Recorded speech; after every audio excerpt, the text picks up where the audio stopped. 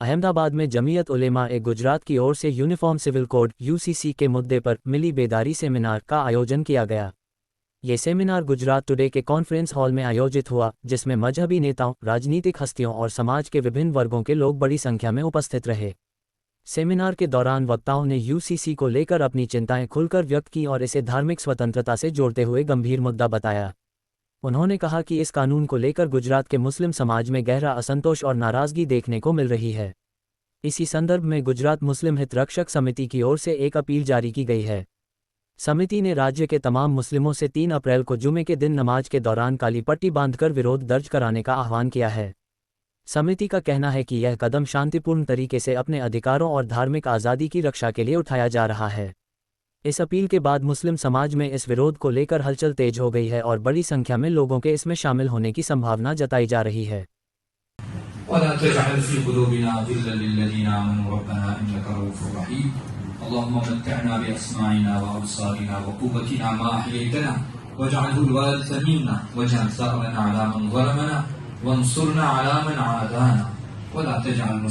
مصيبتنا في ديننا ولا تجعل مصيبتنا في ديننا ولا تجعل مصيبتنا في ديننا ولا غاية رغبتنا ولا تسلط علينا من لا يخافنا ولا تهنا وأعطنا ولا تحرمنا وآثرنا ولا تؤثر علينا بالآخرة رب أعيني ولا تعين علي وانصرني ولا تنصر علي وامكر لي ولا تمكر علي واهدني ويسر الهدى لي وانصرني على من بغى علي ربي اجعلني لك ذكارا لك شكارا لك رهابا لك مطواعا إليك مخبتا إليك أواها منيبا ربي تقبل توبتي وهم أمة محمد صلى الله عليه وسلم اللهم أصلح أمة محمد صلى الله عليه وسلم اللهم احفظ أمة محمد صلى الله عليه وسلم اللهم ارفع أمة محمد صلى الله عليه وسلم اللهم انصر اللهم اشفي واهدي أمة محمد صلى الله عليه वसल्लम। मुस्लिम हित रक्षक समिति का हिस्सा नहीं हूँ, लेकिन फिर भी तायद कर रहा हूँ ताकि एक मुस्बत पैगाम जाए। तो उनकी जानिब से जो पेश कर रही है खबर यौम दुआ मनाने की और काली पट्टी बांधने की, लेकिन साथ उसकी पूरी तायद कर रहा हूँ, हम लोग भी उसमें साथ दें। एक बात जरूर है कि कानून के दायरे में रहते हुए हमारे एहतजाजात हो, गैर कानूनी शोर, जज्बात, इश्तियाल, ये सारी चीज़ों के लिए हमारे यहाँ कोई गुंजाइश नहीं। तो काली पट्टी की जो बात कही गई है, इसी तरह जुमा के बयान में इसके ऊपर रोशनी डालना, उसकी पूरी तायद है। हम लोग भी इंशाल्लाह इस चीज़ को करेंगे, लेकिन कानून के दायरे में।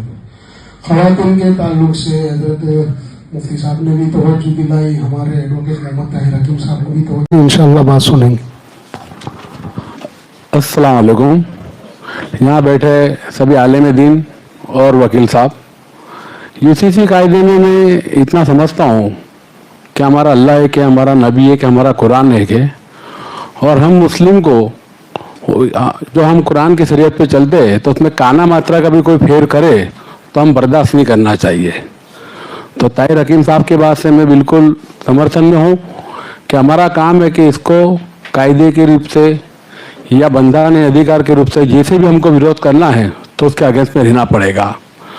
दूसरा, लिव इन रिलेशनशिप का जब मैं पढ़ रहा था, कोशिश कर रहा था, मैं इनके जितना विद्वान तो हूँ नहीं, पर मुझे ऐसा लगा कि हमसे ज़्यादा बखड़ जंतर हिंदू समाज में ज़्यादा हो जाएगा आने वाले दिनों में। क्योंकि एक तरफ हिंदू समाज के अंदर कि व्यभिचार नहीं होना चाहिए और लिव इन रिलेशनशिप कहीं ना कहीं व्यभिचार को प्रोत्साहन दे रही है। तो ये हमको जो हमारे दूसरे समाज के जो दोस्त बिरादर है उनको भी ये बताना पड़ेगी कि यूसीसी सिर्फ हमारे शरीयत को इफेक्ट नहीं कर रहा है, तुम्हारे हिंदुत्व को भी इफेक्ट कर रहा है। और इंशाअल्लाह ताला उनको भी जब ये लगेगा कि उनके समाज के अंदर ये व्यभिचार ज़्यादा फैल रहा है लिव इन रिलेशनशिप को कानून बनाने से, तो वो भी हमारे साथ जोड़ना शुरू कर देंगे। और सरकार को कई बार ऐसा होता है ना कि छाछ लेने धोनी संताड़ भी, ये ऐसा घाट हो जाएगा। बस मुझे बोलने का मौका दो, उसके लिए शुक्रिया आप सब।